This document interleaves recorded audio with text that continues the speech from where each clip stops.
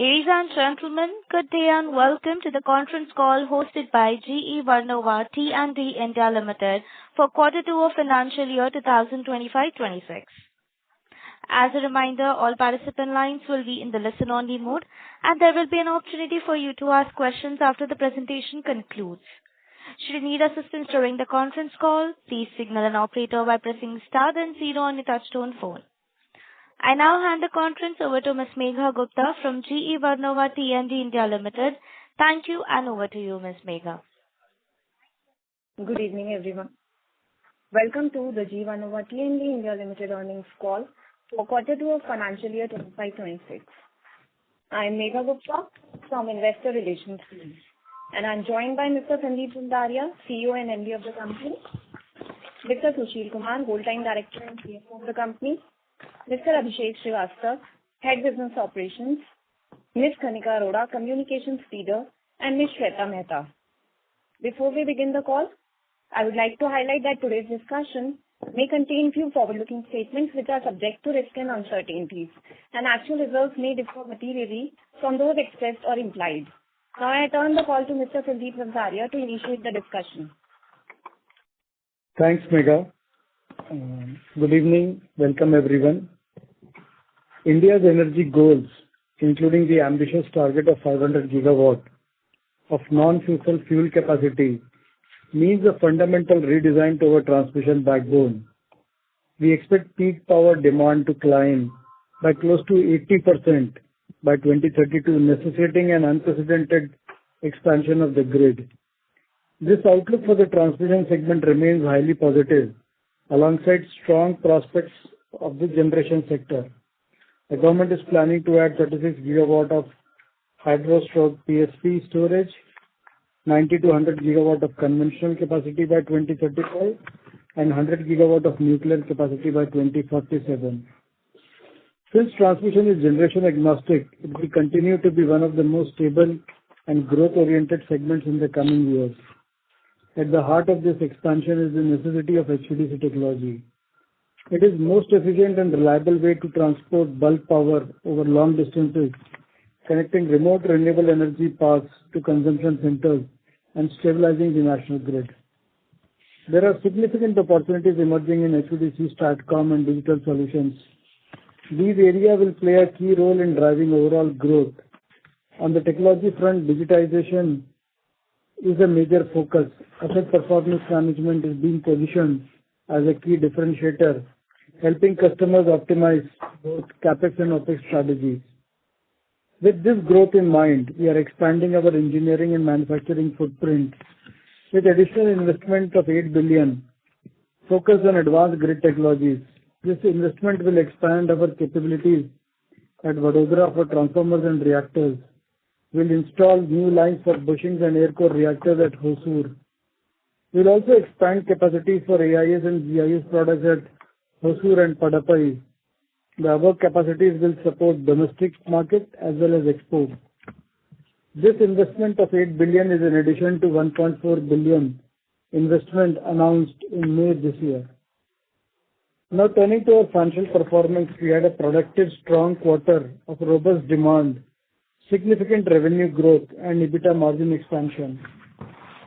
Our order book remained strong in Q2 and we saw a booking of 16.1 billion, down 66% year-on-year compared to 46.8 billion in quarter ended September 24.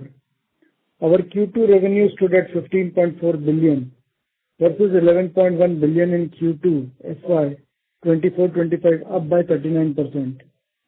New orders outpaced revenue, further expanding the order backlog to 131.1 billion as of September 25 versus 129.6 billion as on June 25, up by 1% quarter on quarter. Our profit before tax and exceptional items for the quarter ended was 4 billion INR compared to 1.9 billion in the corresponding quarter of the previous financial year, growing by more than 2.1x. The cash and cash equivalent balance was 15.2 billion as on September 30th versus 12.2 billion as on June 30th, 2025. The cash generated in Q2 was 4.3 billion before payment of dividend. So if you see the results, it's a very strong set of numbers what we have delivered for the quarter and for the H1. Overall urbanization, rising per capita energy demand, and increasing investment in industries, data centers, and green hydrogen are creating strong drivers for energy growth. These trends will naturally translate into higher demand for transmission infrastructure. Technology will play a crucial role in strengthening the company's position among the top transmission players in the country. It is indeed an exciting time to be part of this sector. On behalf of leadership team at G Vernova TND, our sincere thanks to our valued customers, our dedicated investors, and our exceptional teams. I'll now request Abhishek to share the execution highlights. Hi, good evening, everyone. So just like previous quarters, we have been continuously and actively delivering our commitment for strengthening the transmission network of the country. In this pursuit, some key highlights that we want to share with you all for the last quarter are the 400 kV substation base that we commissioned for PSDC Khurja. So PSDC Khurja is a thermal power plant of 1.3 gigawatts, which has been fully functional now and adding to the power supply demand of UP, the state of UP. So the plant was made fully commercially operational on 22nd of September, and we partnered with PSDC in this journey for building up the capacity of electricity generation in the state of UP. Another key highlight was 300 megawatt wind power evacuation substation set up for vivid renewables in the state of Karnataka. So this was for the first time we were actively working with this company, and we had completed this project in a record time of less than 12 months. And now this is fully commissioned and supplying power to the adjoining states and regions. Similarly, we have been partnering with other developers and commissioning our products, predominantly transformers like for power grid in 765 kV DOSA, single phase ICT 500 MV was commissioned, 400 kV station of Kallam, where we commissioned 3-phase shunt reactor of 63 MVR, then PGCIL Narela 765 kV substation where we had commissioned 110 MVR single phase shunt reactor. Similarly, we had been partnering with other developers in terms of commissioning and supporting them to supply of gas products. So we had commissioned successfully 220 kV GIS for Trans Global at Ganesh Nagar, similarly to 20 kV GIS for JSL at Jajpur, and then several sites circuit breakers right from 765 kV to 145 kV had been commissioned, and we had been actively working and supporting our customers like Godrej, Elecnor, Tata Projects, and Adani. And we remain committed in terms of strengthening the transmission network of the country and making it more and more robust through our products and services. So I hand it over to Sushil to take it. Thanks, Abhishek, and good evening, everyone. Turning to financial slides in the investor presentation. Overall, we had another strong quarter with strong revenue growth, a high EBITDA performance, and strong cash generation. Now we have a very healthy level of cash and cash equivalent as highlighted by Sandeep. So overall, the demand remained robust, and we booked orders of 16.1 billion INR compared to 46.8 billion INR in Q2 of financial year 24-25. So last year, in the orders of 46.8 billion, we had few large orders amounting to 31 billion. These included the order from the export, large order from export, and a couple of large orders in our software business. Excluding these large orders, our last year order book number was close to 15 to 16 billion, and hence the current quarter performance in the current financial year is in line with what we achieved in the last year. In this quarter, most of the orders were booked from domestic customers, representing 83% of the orders, and rest 17% of the orders were received from the export side. The orders in this quarter were received from various diverse set of customers for all categories of HV equipment in our portfolio, These included orders for transformers and reactors, GIS and EIS equipment, automation products from various utilities, TBCB players, and EPCs. Our backlog remained healthy at 131 billion INR. The solid backlog is 3 times the revenue of last financial year, that is financial year 24-25. We are building this backlog in a very disciplined way through disciplined underwriting, with 97% of the backlog from private customers, central utilities, and public sector units. The exposure to state utility remains limited to the extent of 3% of the backlog. Healthy backlog gives a strong visibility of long-term growth in our business. We had another quarter of strong execution, achieving a revenue of 15.3 billion, delivering a significant 39% growth year-on-year basis. In this quarter, about 32% of the revenue was generated from execution of export contracts, whereas 68% of revenue was generated by execution of domestic contracts. Overall, in the first half of this financial year, we are achieving 28.6 billion of revenue, again a growth of 39% on year-over-year basis. We reported a strong EBITDA of 25.8% in the quarter, representing an EBITDA expansion of 70 basis points over the EBITDA that we delivered in financial year 24-25. The significant increase in EBITDA is driven by volume, price, and productivity. Deep diving a bit more about these 3 individual components. So first, the members were the investors were able to hear our conversation, but I'll maybe start again from the EBITDA point. So we delivered a strong EBITDA of 25.8% during the current quarter, representing a 70 basis point increase over the EBITDA that we achieved in the financial year 24-25. The significant increase in EBITDA was driven by 3 factors: volume, price, and productivity. Volume is up 39% as we talk. The price is higher compared to the orders that we were booking in past. So last couple of years, we booked orders at a significantly better price. And third element of productivity is basically our internal better performance through lean and effectively managing our operations. Overall, in the first half, we delivered an EBITDA of 27.3%. Our H1 EBITDA of 78 billion INR is almost very close to the 82 billion EBITDA that we generated in the entire financial year of 24-25. Now, with this strong performance in H1, we are confident that for this financial year, we should be able to deliver EBITDA in the mid-20s. In addition to strong P&L performance, we continue to generate positive cash flow. In H1, we generated entire profit after tax, which is approximately 5.9 billion into cash. As a result of this positive cash generation, we now have a healthy cash and cash equivalents of 15.2 billion INR with no debt. This cash balance is after returning 1.3 billion to shareholder in the form of dividend in quarter 2.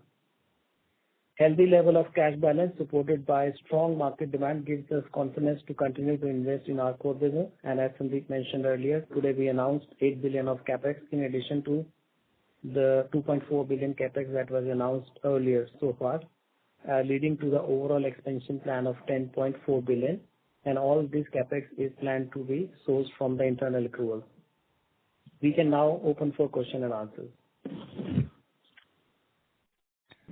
Thank you very much. We will now begin the question and answer session. Anyone who wishes to ask a question may press star and 1 on the touchtone telephone. If you wish to remove yourself from the question queue, you may press star and 2. Participants are requested to use handsets while asking a question. Ladies and gentlemen, we will wait for a moment while the question queue assembles.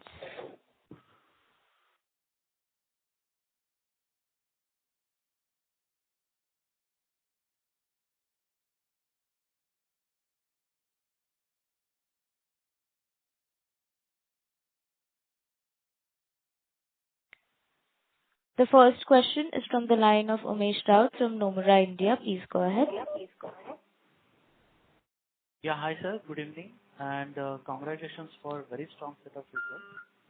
Sir, my first question is on ordering side, especially outlook for domestic orders on the base ordering side. for transformers, switchgears, and the circuit breakers.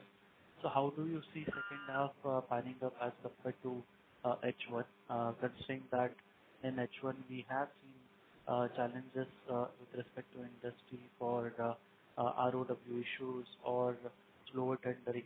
So how do you see outlook in terms of second half?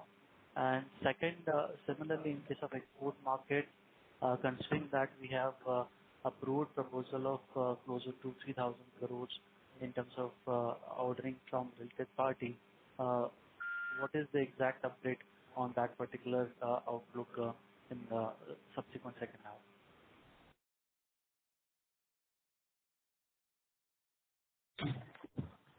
So I think ordering side, Umesh, you are right that. Hello, am I We would audible? request Umesh Raut, can you Yes, sir. please Yes. mute your line because there is a disturbance from your line, sir. Hello. Yeah, Umesh. So I think, no. So Umesh, yeah, we have seen some softness in the divisions or basically the pipeline which is there. But I'm expecting it to pick up because the National Committee of Transmission, for example, if you see, a lot of projects which have got identified, and we expect this pipeline to be much stronger in the time to come. On the RPT side of 3,000 crore, as we said that at that point of time, so we were bidding for the group entities were bidding for a large project. So the outcome of that has not yet been finalized. So that's why we have not yet received any order or any confirmation that so the opportunities are live still.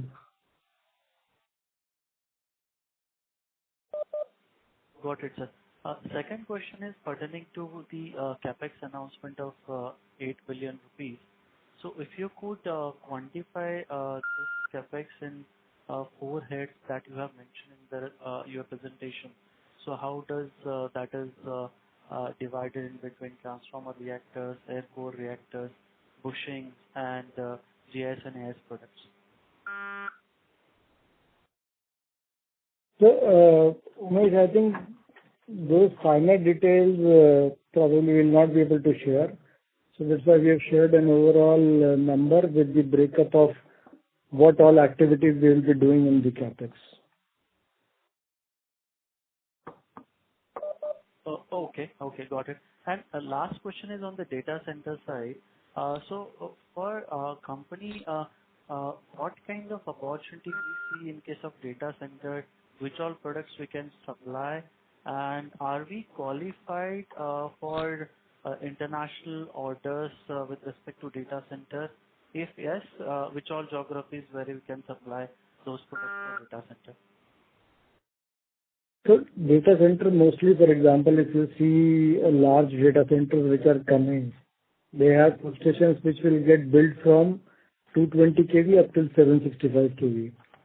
So on the receiving of the power, we are qualified for all the products which is there. So if, for example, there are local EPCs which are participating, then we support them with gas insulated switchgear, the transformers, automation system, or at times we directly participate for the project as well. For the international market, definitely we are qualified, but today data center market globally, of course, we know that US and all is a big market, but again, US market, as you know, that is a dead tank technology market.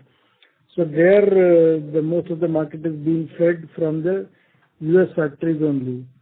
Balance other places also, for example, if there is any opportunity which comes to us, we'll be targeting that along with our group companies. Got it. And how much of addressable market we can cater to in overall data center CapEx? Any percentage number here? You're talking about a complete data center package? Yeah. So suppose data center costs at about, say, 40 crore per megawatt basis. How much of that total CapEx we can address in terms of providing our products and solutions? So I don't know about that, but if you take can you go on? I think you have two lines, Umesh. So, a data center, typically, for example, a 200, 300 megawatt data center will have close to about 75 to 100 crores of opportunity pipeline from our side. Got it, sir. Thank you so much and all the very best. I'll join back with you. Thank you. Thank you. Thank you. The next question is from the line of Mohit Kumar from ICICI Securities. Please go ahead. Yeah. Sir, good evening, and congratulations on a very, very strong result. My first question is, sir, while you have done it very superbly in the first half, is it possible to give some color on the margins in the current order book beyond FY25? And the related question is, are you seeing same kind of pricing power what you have done in the new orders? So good evening, Mohit. So I think Sandeep mentioned in the earlier call that prices are now kind of stable. They are neither improving nor deteriorating. And in terms of margin, I think we don't give a forward-looking guidance of multiple years, but I said earlier in the call that in this financial year, we should be able to deliver an EBITDA of around mid-20s. And some color on the pricing environment, sir, how do you face, is it similar, or is it changing, or is it worsening or improving compared to last year? So I would say that it's not improving. At least the prices are not going higher, or so it's, I would say, at the same level, or there is slight pressure on that, but not a substantial one. Understood. My second question is, sir, your parent entity has bought JV stake in Prolec, right? And do you see any implications of this on our business in India and medium term in terms of our offering or total addressable market?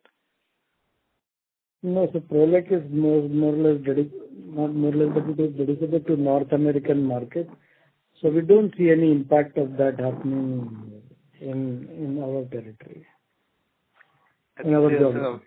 Reading the transcript, I think more about increasing our TAM on the data center side by providing power to rack solution. Is that have you heard any conversation around that? No, but Prolec is a transformer manufacturing joint venture. Prolec has nothing. No, Prolec has nothing to do on low voltage side. So that was of course. I was reading the transcript of the global, and that's like I mentioned they're looking to. Anyway, last question is, sir, what is driving this phrase capex? Of course, you're doing a large capex compared to your current gross block. How much is the export as a driver for the investment? Some color will be helpful, sir.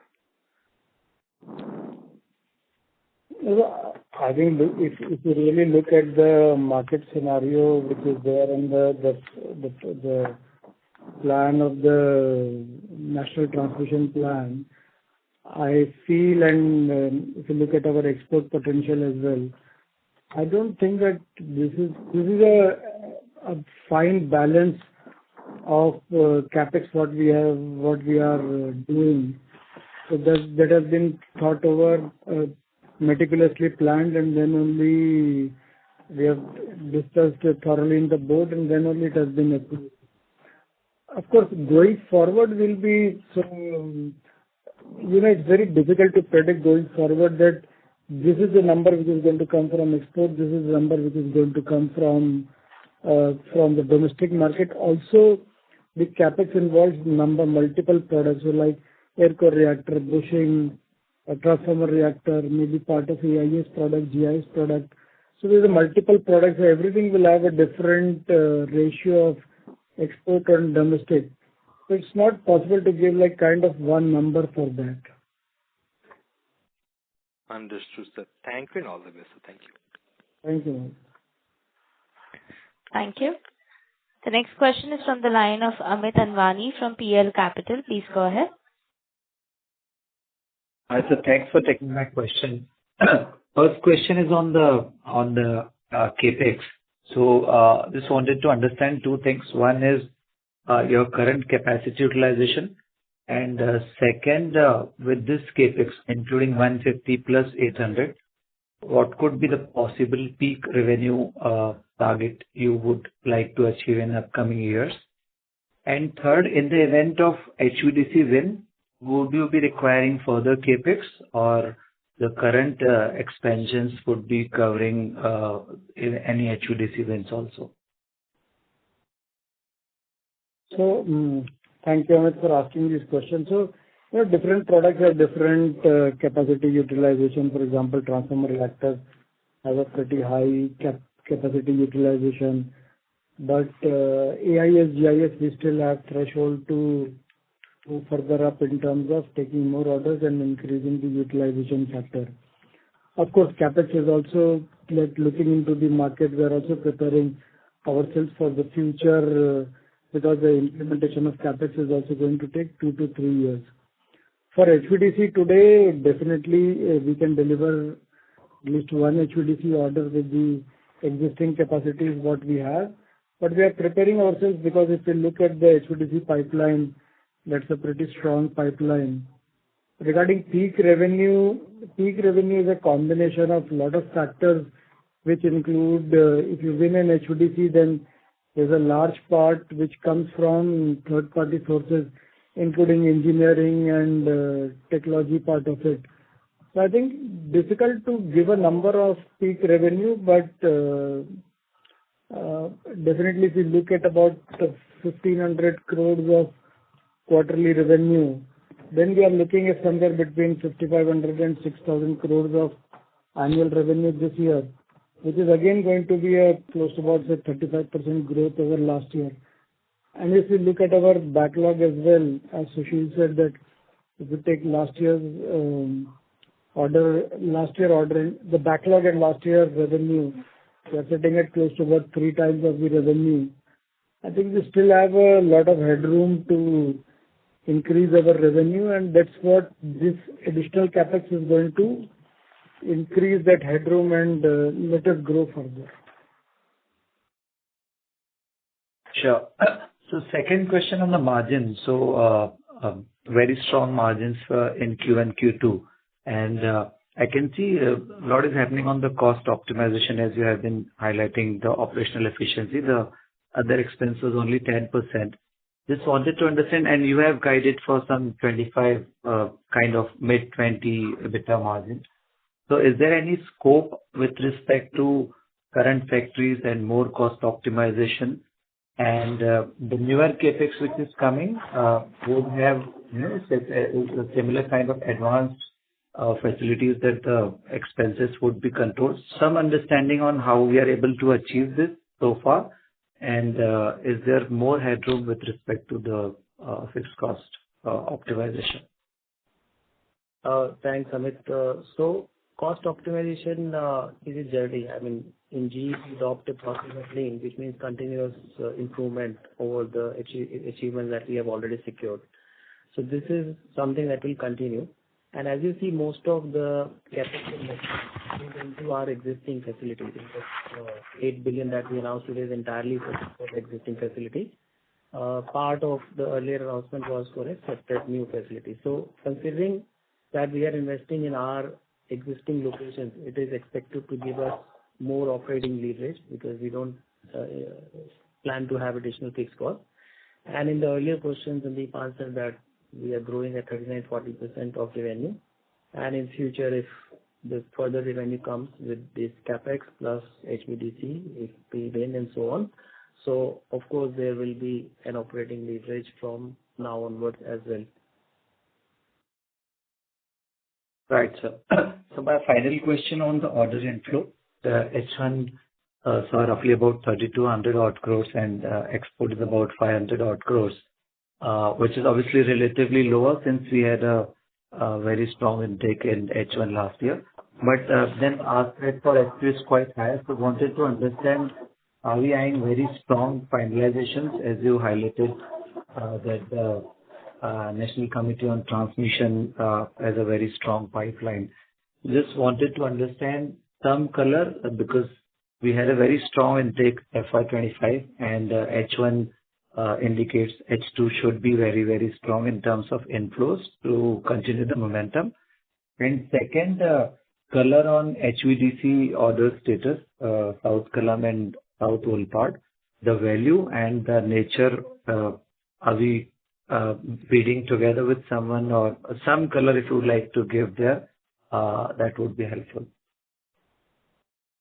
I think the South Kalam order is South Kalam, the South Olpad order is very much active. However, we'll not be able to give any other further details on that, neither on the value nor on the participation part of it, because the bids are under evaluation. So, and the second project, which is Barmer to South Kalam, I think we expect the tenders for the developers to come next quarter. So that's the next year order, what we expect based on the finalization schedule, what we see today.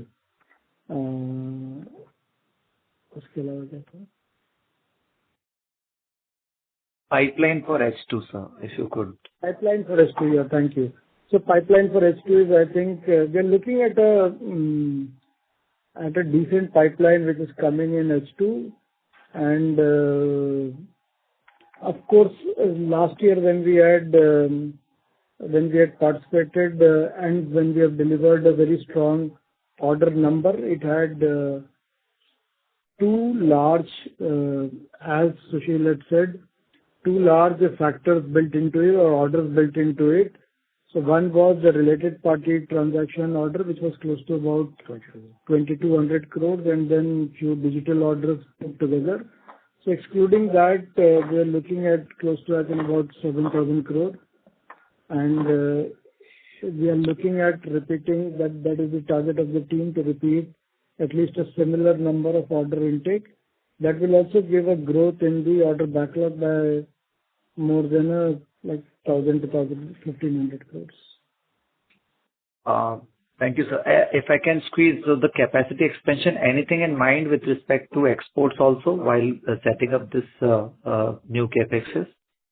So when we are setting up a plant, of course, when we look at the market, we look both at the domestic market as well as the export market.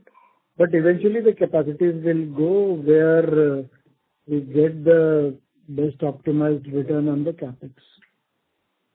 Understood, sir. Thank you so much for answering the question. Thanks. Thank you. Thank you. The next question is from the line of Nitin Arora from Axis Mutual Fund. Please go ahead. Hi. Thanks, Sandeep, for taking my question. The first question, just on the pipeline part, are you also seeing some refurbishment pipelines also coming with respect to HVAC existing lines or HVDC lines, relating to system upgrade and walls? If yes, how big is this opportunity according to you? And second, how we should think about this related party of 3,000 crores? You think the order finalization should happen by Q4 is what you are eyeing, or will it happen once this CapEx gets completed? How one should think about that? That's my first question. So thank you, Nitin. So, yeah, there is a market for HVDC and HVAC refurbishment, definitely, but the numbers are not that big to make a substantial impact on the for HVDC and all refurbishments. The customers take a pretty long time in finalizing and making a decision. And HVAC, for example, today we see few opportunities which are coming in pockets, but that's not a very big business today. As far as the RPT of 3,000 crore order intake, of course, a large part of it is dependent upon the customer decision-making process.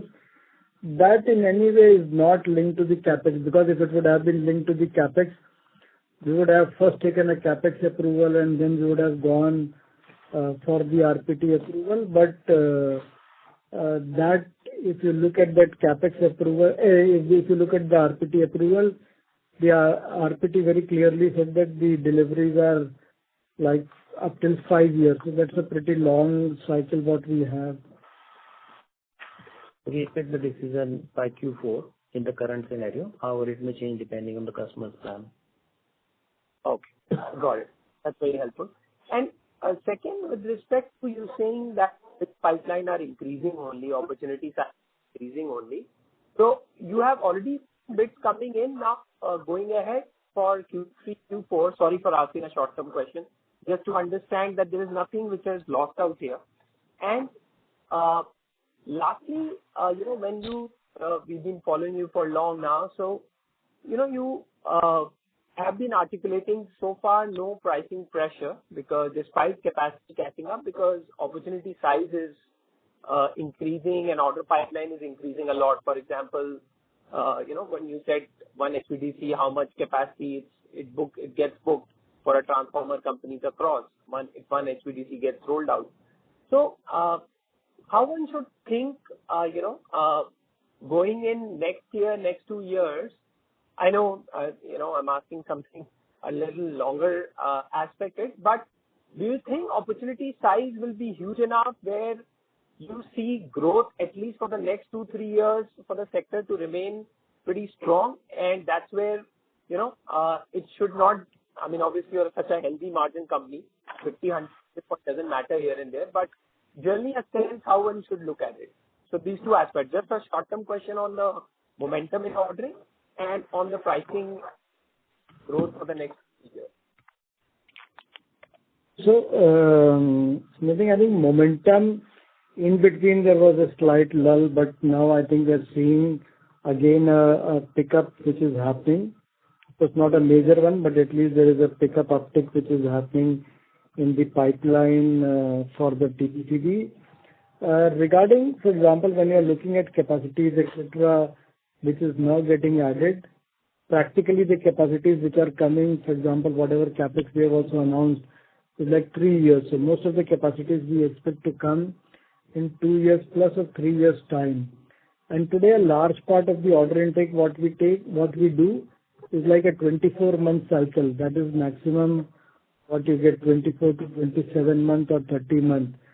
So what you're saying is right. We need to see the next year pipeline, and because next year there will be an additional impact of new capacities coming in like 2 years time. But if the pipeline remains healthy and more HVDC or more TBCB gets decided, it is going to offset between the pipeline and the additional capacity. Got it. Thank you, Sandeep, and all the team. Thank you, Nitin. Thank you. The next question is from the line of Shubdeep Mitra from Nuvama Wealth Management. Please go ahead. Good afternoon, sir, and many congratulations on an excellent set of numbers. Just wanted to understand that with an order book which has an export mix of 35%, and we understand that the export bit tends to have superior margins, do we see an annualized export mix in sales remaining around that 30-35% mark? And in the same vein, can we then assume a mid-20s kind of an EBITDA margin could be the new normal? So, Shubhadeep, yes, you're right that our backlog has about 30 to 35% of export mix. And on the long term, we expect that revenue execution should be also in the same proportion, where export will be around 30 to 35% of revenue. This quarter it was 32%. We are now doing mid-20s kind of EBITDA. The endeavor of the management is to maintain a healthy margin. As Sandeep answered, that typical cycle is 18 to 24 or 27 months. We already have a backlog for next 2 years with us. So hopefully we should be able to maintain the EBITDA margin about 20%. And our endeavor is also to go beyond EBITDA as a percentage and look at more EBITDA as a number. So as we grow our revenue at 39-40%, which is happening, and our run rate for the annual revenue exceed, the EBITDA, while it may be slightly lower than what we are delivering today, but in value terms, the EBITDA will be higher. This quarter also, if you see, the EBITDA percentage is lower than the previous quarter, but EBITDA number is higher than the previous quarter. So that is the effort of the management. And with the additional capex, the operating leverage that we earlier talked about, plus counting on the HVDC to come at some point of time, the overall EBITDA as a value will be more focused for us. Understood. So if I understand you correctly, you are endeavoring to keep the EBITDA above the 20% mark. So probably somewhere between 20 to 25% is where you would want to keep the EBITDA number. So I'll more focus on EBITDA as a value. I think percentage, as I said, becomes less relevant if the volumes keep growing at a higher pace. But yes, our endeavor will be to remain at a healthy margin. Not giving a specific number, but will remain healthy. Understood. Lastly, just wanted to understand that do you see an HVDC pipeline panning out, beyond the current two which are getting into bidding? So beyond the South Olpad project and the Barmer project, do we see maybe another two HVDCs coming up for next year, maybe the Alfatia project or the Bikaner project? Yeah, sure. So we see that at least two projects more in pipeline after the Barmer and this thing. And then maybe in a shorter time after the Barmer ones gets floated. So maybe one is Lakadia one and one will be one more. Bikaner and Lakadia almost. Yeah. So it's going to be from Rajasthan only, the next two projects. Understood, sir. Thank you so much. That's it from my side. Thank you. Thank you. The next question is from the line of Deepak Pandey from Sagun Capital. Please go ahead.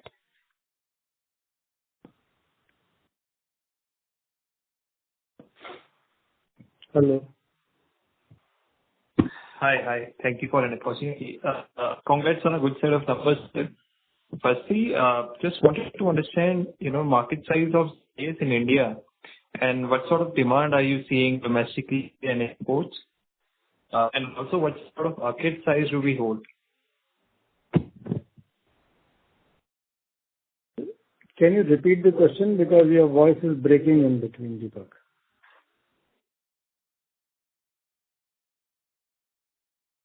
Hello. Mr. Pandey, can you please repeat your question again? Yeah, just wanted to understand the market size of GIS in India and what sort of demand are you seeing domestically and in exports?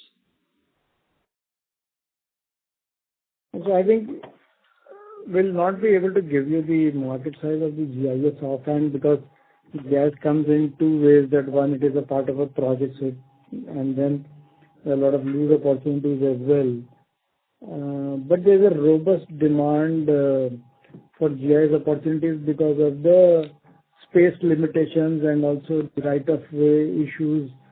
Also at places like, for example, if you go to places like Khavda and all, where the environmental conditions are so harsh that you cannot put in AIS products. So there are multiple factors which are today driving the demand of GIS product. On the export market as well, we are seeing a much higher traction of GIS happening, including the European countries, etc. And of course, for global market, it depends upon market to market. So it's very difficult to give a overall number for an export market opportunity for GIS. Got it, sir. And sir, secondly, on the same lines, what percentage of your GIS system, BOM, is currently being imported versus locally sourced? Is there a number to it that you can provide? It depends upon different voltage to voltage. So, for example, 145 kV more localized, 765 kV. There's still a process of localization going on. So it would be like between, on the minimum side, it would be like 55-60% to on the higher side, it could be like 75% plus. Localized. 75% local content? Yeah. Got it, sir. That's it from my side. Thank you. Thank you. The next question is from the line of Sameer Thakur from Ambit Capital. Please go ahead. Yeah, hi, thanks. I have just one. I just wanted to check what is the current capacity which you have for transformers, for power transformers in MVA terms, if you can disclose. So, Samir, that's what I keep on saying, that capacity in transformers in MVA is a very different thing, because, for example, an HVDC transformer, you might have a 500 or a 400 MVA HVDC transformer, but if you compare it with an equivalent AC transformer, it might be like a 1200 MVA or a 1500 MVA. But actually, if you look at the rating place, it is only 400 MVA. Same thing happens with STATCOM transformers, same thing happens with PSC transformers. And then, of course, reactor is a different ballgame.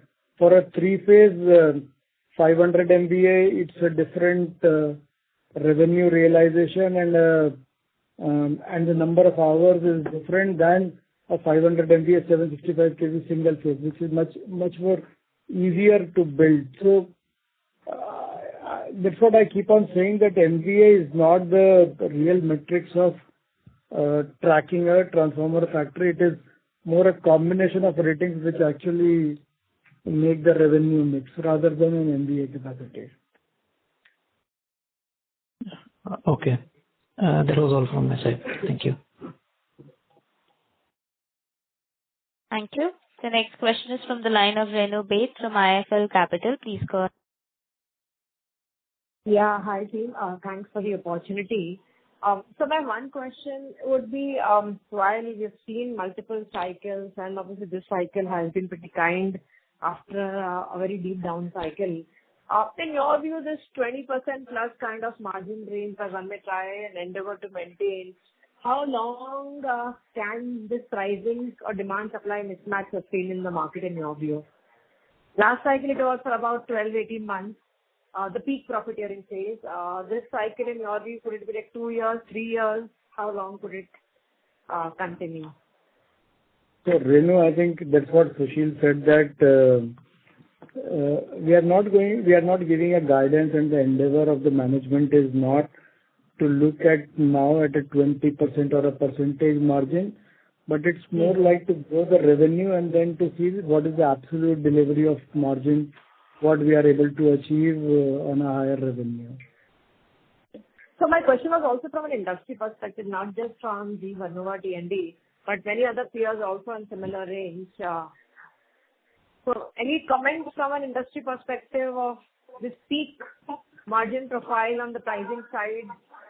Is it now almost peaked out, will taper down in the next few quarters, or the party may long much longer than what one is expecting? So it's difficult to comment, but there are few factors which, let me tell you, Renu, this is what I feel. Is it, of course, there's not a large, like, now pricing up is like difficult now. Like, the capacities are coming, not today, but at least maybe in 2 years down the line, and maybe from next year onwards, there will be more capacities coming in. So it's also going to depend upon the demand which is going to come into the market. But looking into the government plan of multiple HVDC project, and then also looking at offshore wind, if you are also looking at 36 gigawatt of PSP, if you look at data centers. So there are various factors. So on the demand side, I don't see a slowdown happening like in the previous cycles in a very fast fashion. My assessment is that this time the demand is going to last much longer. So obviously, I'm not saying that we've reached the peak, but I don't see a very high growth of percentage margins happening. Not only, and I'm talking about the industry, I'm not talking about G Vernova T&D happening from. Second, in terms of, would you have any pipeline of projects internationally where we are supporting the parent on the HVDC or other project side? Any material large ticket size projects which you can highlight? Anything notable? So today we have taken an approval of about 3,000 crore for an RPT, which is yet to be decided. That was taken with our AGM. That was taken. That is what is presently the information which is available in the public domain. And if there is any other opportunity which will come, we'll go through an RPT process where all the shareholders are informed at the same time. Got it. Got it. And lastly, while yes, so there is discussion on the HVDC and other projects, so far we have not been able to successfully get any project at a reasonable price.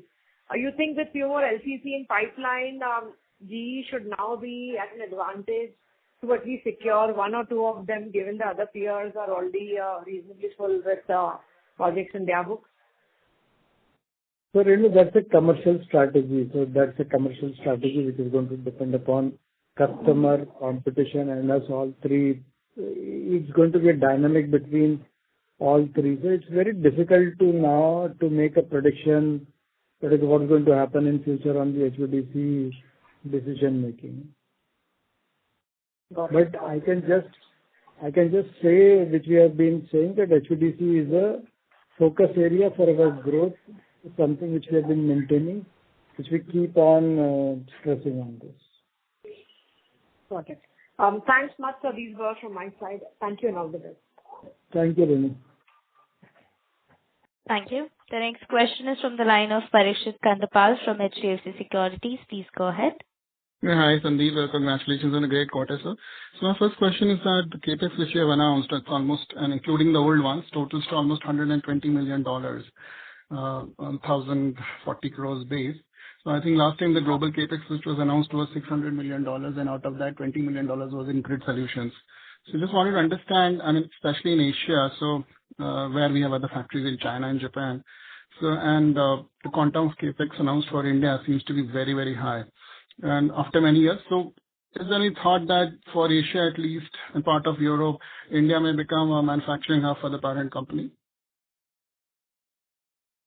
So Parikshit, we have been, I think in the various calls, etc., we have been saying that today, because of the global demand for the electrification or for the energy transition, there are a lot of boundaries depending upon the opportunities which are broken not only by us, by the customers, except also in accepting the factories from India. So it's not that we are looking at like India becoming a declared hub for this thing for Asia and all. We will see the opportunities coming. For example, if I get a better opportunity in the domestic market, why I will go for export. But as you have said, that export normally gives a few percentage higher. So we'll still maintain a mix between export and the domestic market. Okay. So again, related to that, sir, I mean, earlier you highlighted that domestic, maybe the pricing have stabilized. So now in the export market versus last quarter, the RPTs which we have signed and this, which the ones we announced in the AGM, so or other which you are evaluating. So still, is there any positive delta or any comment on the pricing on the export market side? No. Export market is difficult to comment because it comes from different geographies where you have different competitions, and export cannot be put in a block of a pricing strategy like the domestic is being done. In domestic also, for example, state electricity board is different and central utilities it is different, and like for example, private customers are different. So like there is no set rule for that. So similarly for export, when we have different countries which are there, it's very difficult to put like a block saying that, okay, this is going to be the export percentage or export margin percentage. Australia might be different, Japan might be different, Africa might be different, Bangladesh might be different. So, okay. Just the last questions around this. After this India capex which happened, so will it imply that India will become the largest factory, at least in Asia, compared to Japan and China? And also, if you can comment the product acceptability in Asia and other geographies from India. So has it improved over last 2-3 years? Because we have seen this rise in the export opportunity even in the RPT. So the product acceptability also, if you can comment. So I'll say that again, as I've been maintaining, so even without the capex or with the capex, we will be one of the largest facilities in Asia. That's for sure. Regarding when you talk about the acceptability in Asia and all, as we have said in the past, for example, certain countries have a different voltage. So, for example, a country has a 362 kV or a 500 kV. That is not an Indian voltage is what gets produced in India. So that is fed from a different factory. For example, wherever there is a 400 kV or a 245 kV, definitely it is going to. So it's not something where, like for example, we become the sole source for Asia, but there are different factors which make a decision, like the voltage rating, the delivery cycle, a lot of other factors which helps decide that a specific opportunity to be targeted from which factory. Okay. And so any dedicated line being transferred to us in this CapEx, I mean, have we won any mandate for global manufacturing from here?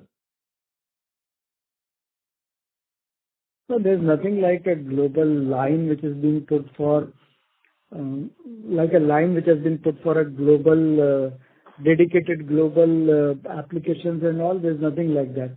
It's purely as we have declared in our press release or the presentation. It's a flexible thing depending upon the opportunity. The expanded capacity can be used for domestic market, can be used for exports, either or both. Sure, sir. Thank you. Those are my questions and wish you the best. Thank you, Parikshit. Thank you. The next question is from the line of Umesh Rao from Nomura, India. Please go ahead. Yeah, hi, sir. Thank you for follow-up. So my question is on power stability solution side, especially on STATCOM. You have earlier mentioned about closer to 20-25 projects on STATCOM side, worth rupees closer to $1 billion to be awarded in next couple of years. So where exactly we are currently, and is there any delay in terms of transmission from STATCOM opportunity in terms of new orders? So there's a slowdown at present. Hello? Umesh, please mute your line. So Umesh, there's presently a slowdown, at least in the STATCOM opportunities. But I think next year we expect them to bounce back and we'll have much more opportunities of STATCOM. This year has been a lull for STATCOM opportunities.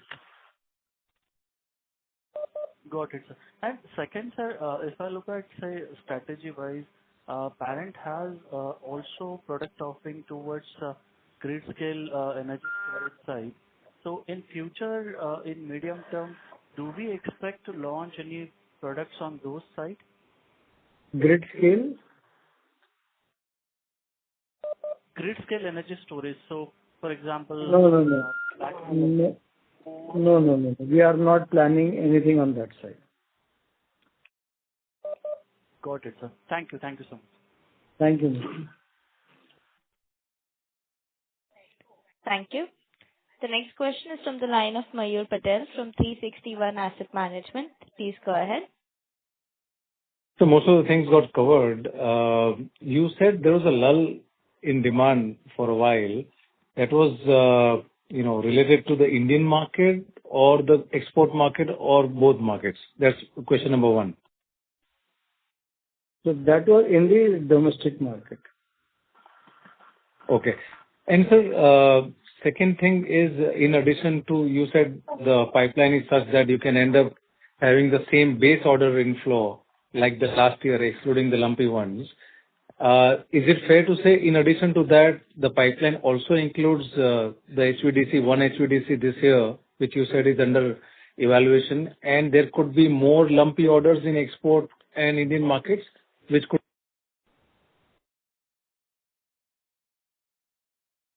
Sorry to interrupt. We lost the line for the participant. I think we have reached the close of the hour. We can close the call. Or if he's joining, then we can answer that. Mr. Mayur, if you can please press star and 1.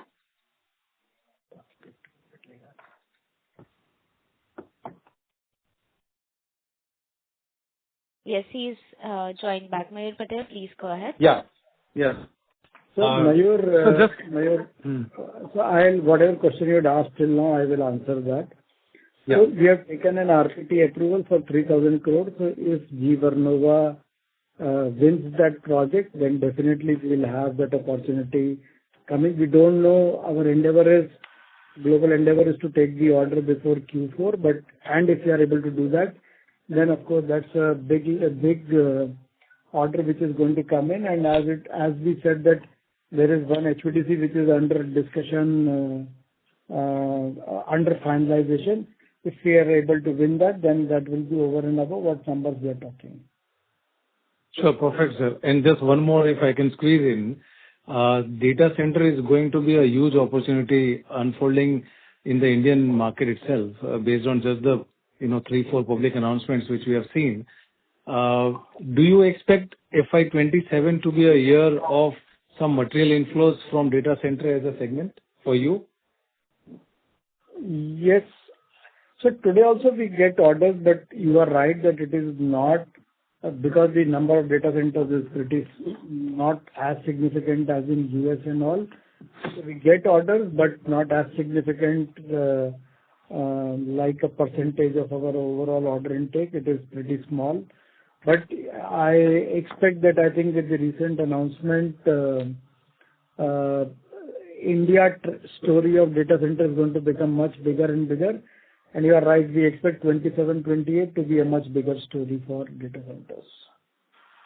Thank you and all the best. Thank you, Mayur. Thank you. Ladies and gentlemen, that was the last question for today. I would now like to hand the conference over to Ms. Megha Gupta for closing comments. Thank you everyone for joining the call today. We hope the insights provided by our speakers have been informative and valuable to you. We value the trust and support of our investors and analysts and ensure to remain committed to maintain transparent communication and fostering strong relationships. If you have any further questions or require additional information, please do not hesitate to reach out to me or our communication leader. Thank you. Thank you. On behalf of GE Vernova T&D India Limited, that concludes this conference. Thank you for joining us, and you may now disconnect your lines.